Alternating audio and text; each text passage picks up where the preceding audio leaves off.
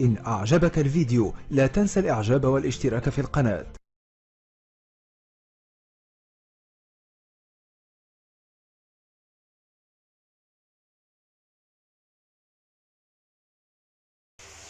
السلام عليكم ورحمة الله وبركاته، أسعد الله أوقاتكم بكل خير. اكسبيديشن 2015 جاء عشان يسوي عنده صيانة تغيير فلنجة، ويقول عنده يشعر أحيانا تفتفة أو إنه ما له انزلاق تشتغل لما يدعس دعسة فجائية أو يدعس يشد على الموتور. فلما فحصنا كمبيوتر طلع عندنا اللي هو البي 0306، يعني يقول لك المشكلة في السرندل رقم 6. طبعا هذا عندنا هنا المحرك توين توربو 6 سرندل 3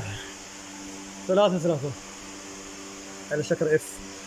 فعندي هنا 1 2 و3، عندي هنا 4 و5 6 يعني بيكون الأخير اللي هو بيكون خلف مضخة الوقود الميكانيكية الجي دي اي. فمبدئيا أنا فكيت قربة الهواء. طبعا هذه قربة الهواء، فك غطاء المحرك أو غطاء الزيت وتطلع القربة، وتفك اللي هو الحماية حقت الجي دي اي، ترمبة الزيت الميكانيكية أو ترمبة البنزين الميكانيكية هذه. ولاحظوا إنه في تهريب، التهريب هذا فيه تهريب زي الزيت، وأتوقع إنه فيه ترشيح من نفس الترمبة زيت نازل على الكويل أو البواجي 6 و5. المشكلة عندنا احنا الآن فين؟ في السلندر رقم 6.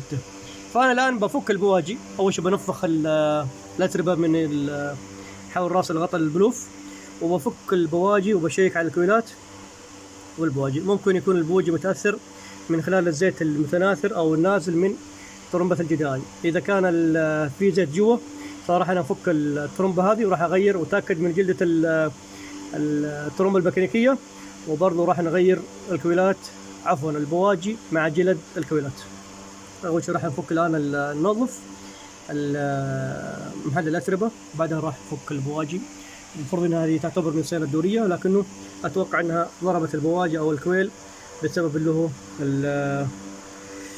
عفوا التهريب هنا، لأنه أي سائل على الكويل راح يسبب مشكلة.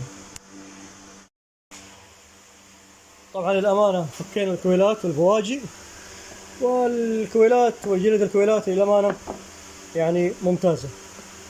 طلعت المشكلة في البواجي هذه جهة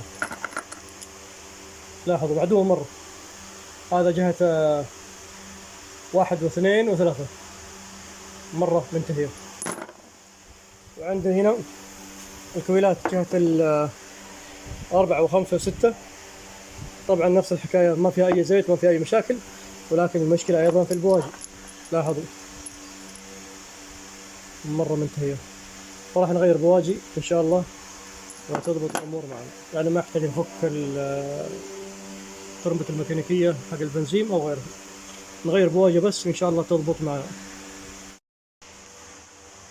طبعا رحت أنا قطع الغيار عندنا في المنطقة، لقيت البواجي للأسف ما هي موجودة نفس الرقم، فرفضت أن أنا أخذ البواجي المختلفة مع أنها شكليا نفس بعض، بس أنا ما حبيت أن أخذ رقم مختلف، لأنه عندنا هنا تيربو 6 سرندل، ممكن الشرارة سبحان الله من رقم أو من نوع لنوع تختلف، فأحيانا تكون في مشكلة بسيطة في نوع البواجي تركبها على أساس أنت شكليا نفس بعض، بس ممكن بعدين تخسرك أشياء كثيرة. على العموم فأنا قلت للرجال إنه في المنطقة اللي أنا فيها أو المحافظة ما لقيت الرقم، فالله يعينك روح شوف قطع الغيار الثانية في بعض المناطق خصوصا جيزان أو الوكالة، على أساس إنه يجيب لي نفس الرقم حق الوكالة. حق الوكالة عندي هنا طبعا برقم الشاص موجود عندي هنا اللي هو سي وي اف اس اي او اس ال، ما ادري والله بالله، او 100 او 12. المهم يجيك في الاخير اللي هو تي 3. لاحظ عندي هنا تي 3، انا لقيت مختلف شكليا نفس بعض، رفضت منها، فعلى اساس انه يجيب لي نفس الوكاله فجاب لي البواجي برضو مختلفه تي 4، فما ادري هي نفسها او افضل او اقل منها، ما ادري. على العموم انا بركب ان شاء الله وتكون ان شاء الله ما فيها مشاكل. طبعا هذه حقت الوكالة السابقة، وهذا اللي اشتراها الآن الرجال أو صاحب السيارة. ولاحظوا عندي هنا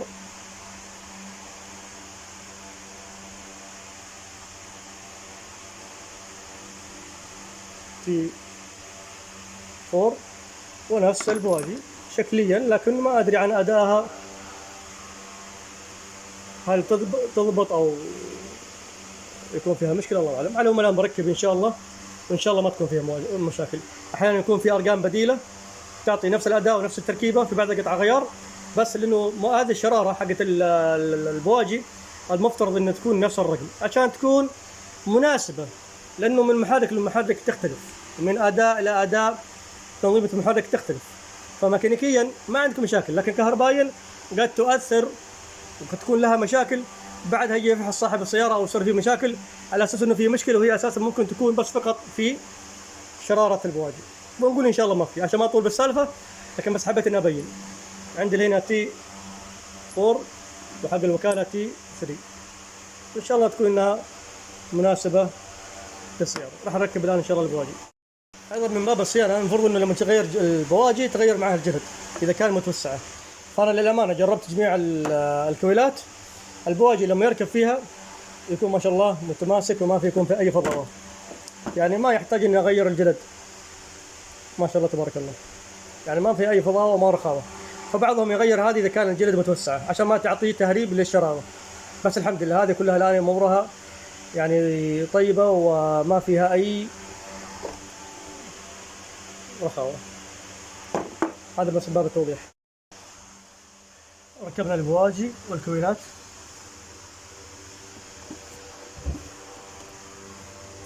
سلاك الكويلات. أيضا هنا ركبنا سلاك الكويلات، سلاك البخاخ الجي دي اي أو الترمبة الميكانيكية حق الجي دي اي.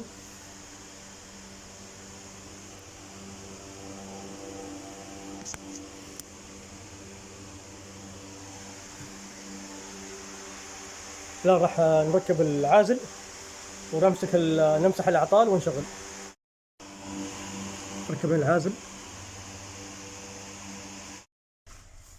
ما شاء الله تبارك الله ما شاء الله تبارك الله. شغلنا سيارة فيها صفاء ملحوظ ما شاء الله تبارك الله.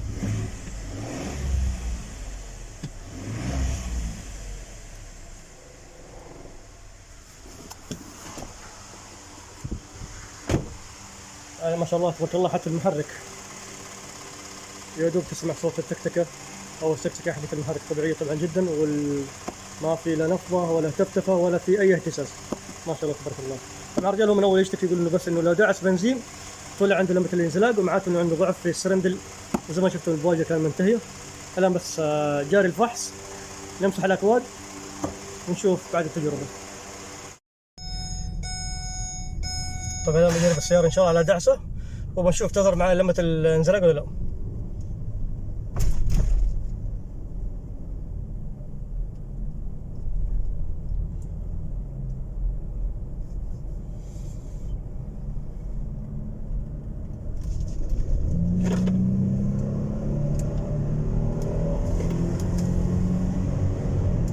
ما شاء الله تبارك الله.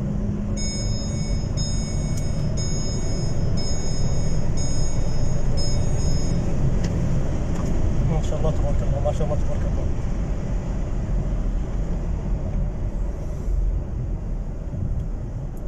الحمد لله ما ظهر معنا أي لمبة ولا ظهرت الانزلاق.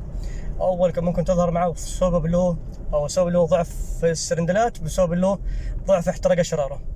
الآن ما شاء الله تبارك الله استجابته طيارة. طبعا التربو معروف في الاستجابة في البداية.